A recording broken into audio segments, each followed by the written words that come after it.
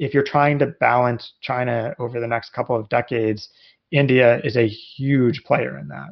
But if you're talking about a Taiwan Strait contingency and who's going to be there other than Taiwan and the US, I hope Japan would be there. I think there's an open discussion, which we should all be having, about whether Australia would be there. I don't think you'll get many others.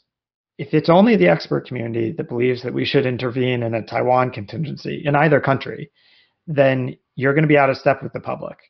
And that will increase the risk that the Chinese believe that you won't actually intervene. So if we're serious about upholding Taiwan's freedoms, then we have to be serious about talking about that openly with our people. And that's going to be a difficult discussion. There are going to be a lot of people who think it's not worth the risk.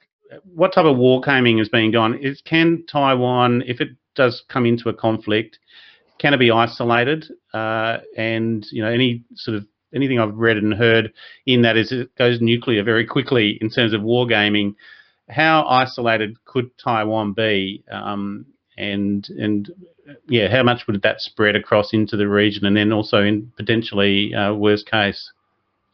Yeah, I think the big question here is you can think about two different kinds of scenarios, and they go in two different paths. So one is a coercive campaign against Taiwan using maybe air and missile attacks or a blockade, and the other is an outright invasion. Now, the outright invasion is in some ways the full frontal attack, right? It's the first thing we need to worry about rebuffing. The real challenge there is a timing question. Can China cross the Taiwan Strait, establish a foothold on Taiwan, and push out and take over the island before the U.S. can flow forces back in? So it's really, it's not that different in some ways. It's a very different theater, but not that different than the question that we asked in Europe during the Cold War, which was, could the Soviets push through, could the Warsaw Pact push through the Fulda Gap fast enough that it would prevent follow-on forces from the United States from actually being able to get there and reinforce the French and the Germans and the Brits in particular. In East Asia, the problem is going to be, can American carriers get there fast enough, especially if one or two are disabled right at the beginning of a conflict, right?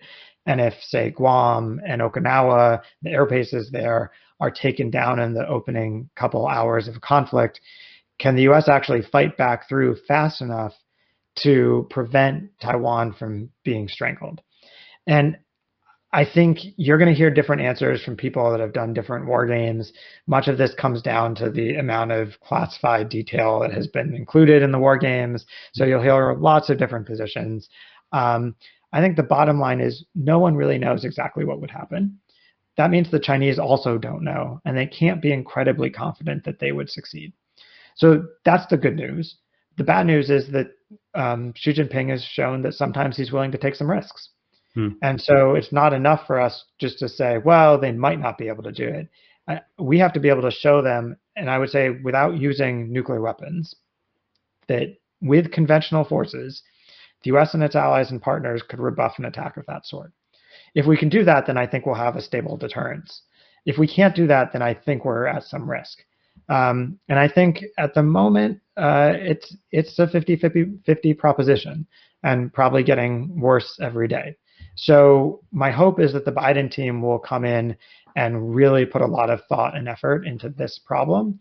I'm biased, as I said, to thinking that they will. The incoming Deputy Secretary of Defense, Kathleen Hicks, is someone I worked for at the Pentagon and worked for a number of years at the Center for Strategic and International Studies.